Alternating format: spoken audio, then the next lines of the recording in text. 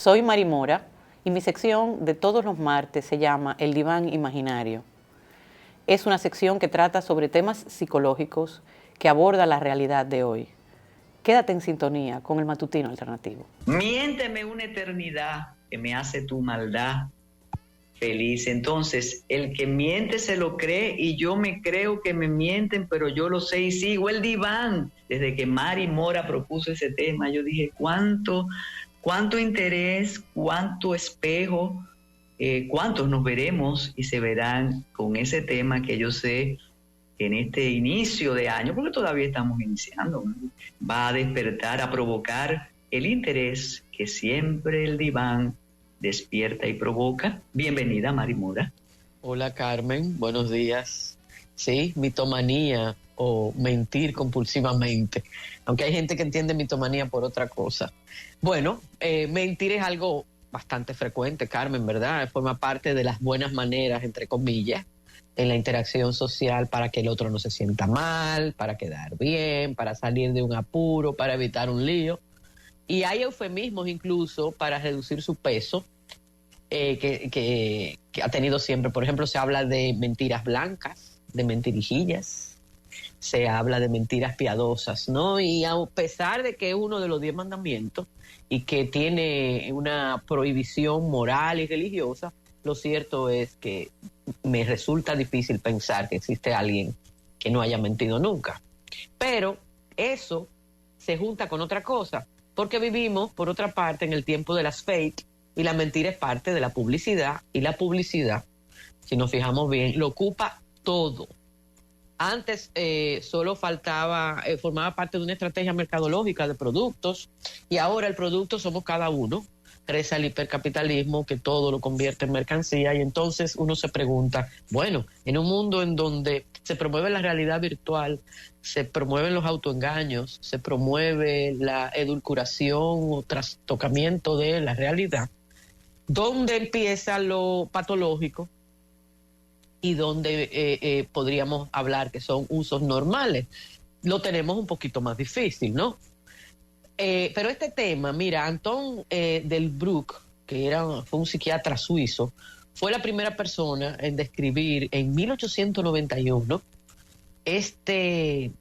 lo que él consideró un trastorno psicológico y que también lo nombró como pseudología fantástica o mentira patológica.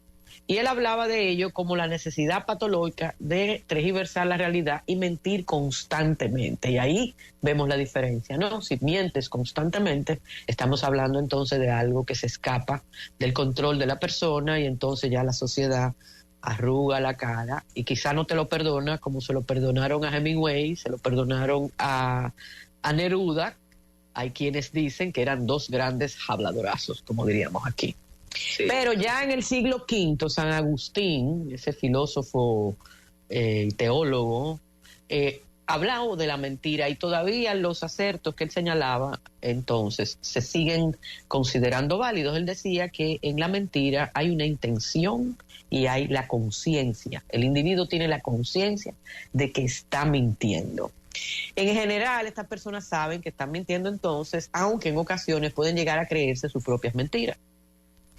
A pesar de no estar catalogado en ningún manual, que tú te creas tus propias mentiras y trastoques así la realidad, entonces habla de que se te han ido los frenos y entonces quizás estamos llegando a lo patológico, porque en realidad en esas mentiras que se admiten, y muchas veces tú sabes que te están mintiendo y a veces hasta lo agradeces para evitar tú también el conflicto, muchas veces estamos buscando atención, exagerando un cuento, añadiéndole un chin, estamos buscando afecto, admiración, o incluso evitar un castigo.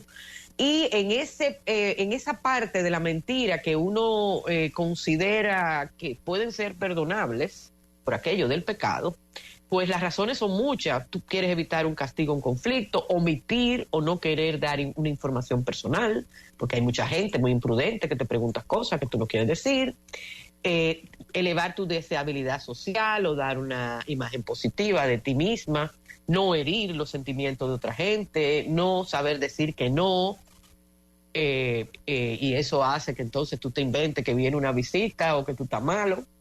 no preocupar a otra persona en ocasiones, tiene quizás una misión mucho más noble, o evitar o posponer alguna tarea o actividad no apetecible. Y bueno, ahí quizás nos estamos moviendo en ese terreno movedizo de frontera difusa en el que podemos perdonar esa mentira. Siempre se dice en un refrán que se descubre primero un cojo que se descubre primero un mentiroso que un cojo, ¿no? De manera que muchas veces nosotros nos estamos dando cuenta, sobre todo cuando es algo frecuente, porque la tendencia a mentir o la mitomanía, cuando estamos hablando entonces de esto que adquiere connotaciones patológicas, es un problema si es reiterado y frecuente, si condiciona nuestra vida, nuestras relaciones, si dificulta o impide tener una percepción ajustada de la realidad. Y de hecho hay trastornos de personalidad que implican esa tendencia a mentir, como el trastorno borderline, el histriónico o el antisocial. Se piensa que ahí la mentira es un artificio usado con mucha frecuencia y la mayoría de la gente se da cuenta. Pero la mentirosa o el mentiroso compulsivo, el mitómano, tiene que realizar un gran esfuerzo para mantener la mentira frente a su grupo familiar y social, un edificio a veces de mentira. Hay que tener muy buena memoria. Yo que también he dicho mentiras, Carmen, sé que una se mentira, te olvida. No, yo desarrollé... Y que yo no fui porque estaba en Santiago. Ay, pero yo te vi en Ágora. Las mentiras sobre todo eran para poder salir. Que mi padre era muy estricto, okay. Entonces tú decías la mitad, metía a la mamá de alguien para que te dejaran ir a un viaje a la playa. No decías que ibas a salir de la ciudad y realmente te ibas a estudiar, supuestamente. Dejaba la bicicleta en la biblioteca de Intec por si pasaban a chequear y yo no estaba ahí. Cositas así para aumentar el margen de libertad que era en mi adolescencia y primera juventud muy, muy estrecho. Y sé la angustia que se siente. Yo recuerdo que mi mamá se daba cuenta que yo mentía porque se me ponían los labios, yo palidecía, y entonces yo empecé a usar pintalabios. Pero espérate. Antes de seguir, cuando tú dices esas mentirillas, y yo creo que muchas personas nos vemos retratadas ahí, déjame ir al cine, pero no lo puedo decir. Eso puede ir convirtiéndose... va convirtiéndose en hábito y caerías en la mitomanía, o eso obedece a una época de la vida y después se subsana y después tú le dices al hermano mayor o a la pareja, mira, eso no era verdad. Bueno, ya con la pareja ahí vienen, ya usted tiene una lista de preguntas, pero ¿cómo se llega al punto de la mitomanía? Sí, cuando ya no es necesario la mentira y sin embargo la dices. Porque la mentira tiene una utilidad, como he intentado explicar, y se crea entonces el círculo vicioso de la mentira, que ya ahí el individuo vive entrampado y eso genera una serie de consecuencias, desde pérdida de relaciones, porque la gente se cansa, hasta sensación de traición, cuando se trata de infidelidades, y tú te inventas una vida paralela. En fin, digamos que cada uno tiene su propio parámetro de cuánta mentira aguanta y cuál es el grado de mentira que aguanta, porque damos por supuesto que alguna mentira vamos a aguantar, ¿no? Pero ya en el terreno de lo patológico, cuando estamos hablando del mentir patológico, la mitomanía, se pueden identificar varias razones que ya son de mayor peso, que no es para salir de un apuro, para evitar un problema puntual. Uno de ellos puede ser el miedo al rechazo o a la crítica, elevando entonces la necesidad de aprobación externa, y entonces tú empiezas a edulcorar, y si hiciste un favor puntual lo exageras para parecer que eso es más, ¿no? Normalmente está asociado ese miedo al rechazo a una baja autoestima, a una inseguridad personal, que tú tienes que entonces poner unos complementos. También cuando tú tienes una necesidad de admiración muy grande, que pasa por ejemplo con la gente narcisista, que le pega un pedazo a la historia, quizás edita la realidad, vamos a decirlo así, porque le agrega un pedazo que puede resultar gracioso o interesante, como fue el caso del famoso Barón de Mauthausen, que las aventuras eran súper exageradas. Él dijo una vez que tuvo dentro de una ballena. Eso estamos hablando del siglo XVI, o sea, hay famosos mentirosos, ¿no? A veces se trata de una intolerancia emocional y tú estás tratando de evitar a ti misma emociones desplacenteras. A veces gente que es muy impulsiva y no piensa, porque para decir una mentira tú tienes que pensártelo bien por eso, porque es una cadena y que te va a atrapar toda la vida. O sea, una mentira va a significar mantenerla y quizás fabricar otras mentiras más. De hecho, los psicólogos, en sesiones psicológicas, la gente se miente a sí misma, como decía el doctor House. En los test psicológicos, Carmen, te hacen la misma pregunta de manera diferente, como filtro para saber si el individuo está siendo sincero o no.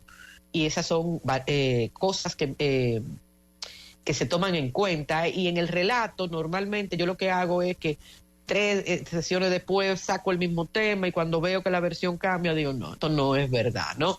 Si veo que la cosa es grave, entonces empiezo a confrontar al individuo con esa tendencia. También es cierto que el consumo de sustancia, el abuso de sustancia, Carmen, incentiva muchísimo esta tendencia, que a veces es risible y nos hace gracia y ha sido motivo de tantas películas. Mira, a mí me viene a la cabeza desde la comedia de Jim Carrey, que yo detesto a Jim Carrey, pero yo vi Mentiroso Compulsivo, hasta una película bastante terrible y muy interesante que protagoniza el actor español José Coronado, que es del 2002, La vida de nadie, que es se inspira en un caso real de un francés, Jean-Claude Roman, que en 1993 asesinó a su familia tras años llevando una doble vida. Y en el caso de Coronado, era Emilio Barrero, me parece que se llamaba, un hombre que fingía que trabajaba en el Banco de España, que cogía dinero de la familia de su esposa. Sí, fantástico, sí. Para él decir que lo invertía en fondos del Tesoro, en el Banco de España, entraba incluso vestido de traje al Banco de España, daba una vuelta y salía, se mete con una chica que es la que va desvelando la realidad y llega a un callejón sin salida. Porque esta mujer destapa entre la esposa lo que está pasando. Una vez, hace un tiempo, dedicamos un diván a Atrápame si puede, la película de Steven Spielberg, la historia de Frank Abagnale, que fingía profesiones. Tuvimos el caso terrible, tristísima además. Tristísima, porque el papá además parece que se sentía muy orgulloso, le daba igual a el hijo, y tú y yo llegamos a hablar de eso. En la literatura hay un libro muy fascinante de Luis Landero que se llama 6 novelas sobre la mentira, y ahí él incluye la picaresca, claro, el Lazarillo de Tormes, el Guzmán de Alfarache, el Bucón, Otelo de Shakespeare, el Gran Gatsby, que es un personaje que deberíamos hacer un diván maravilloso, la novela de Scott Fitzgerald, El astillero de Onetti, donde ahí todo el mundo mentía, o Últimas tardes con Teresa de Juan Marcé, que fueron las que él incluyó, ¿no? Y hay luego montones de famosos mentirosos, desde Neruda, que dicen que en Confieso que he vivido, más de la mitad de las cosas eran exageradas o no habían ocurrido en realidad, hasta por ejemplo el caso de Anne Anderson, que se hizo pasar por la hija del zar Nicolás II de Rusia, como que si ella fuera Anastasia Romanov. De hecho, encuentras en YouTube y en otros lugares esa historia de cómo durante años hubo la duda si esa era la única que había quedado viva de aquel asesinato terrible que hicieron los soviets después de haber ganado la revolución social comunista.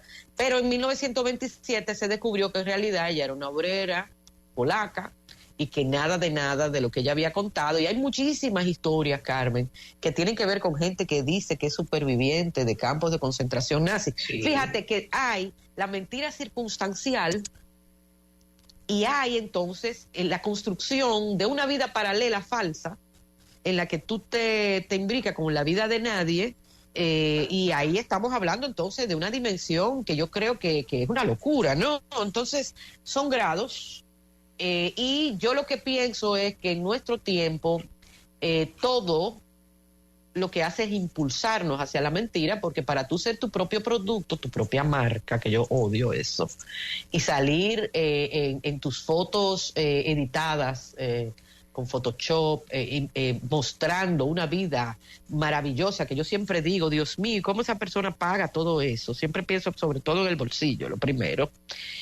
Claro, vender la verdad te hace a ti un apestado. Y en nuestro país, en donde decir las cosas con claridad es una grosería que te puede provocar enemistades eternas, tú te la juegas cuando dices ciertas verdades y tú eres un pesado, que incluso nadie quiere acercársete, porque tú eres un amargado, porque dices las cosas como son o como tú crees que son. Entonces se paga un precio muy alto por la verdad.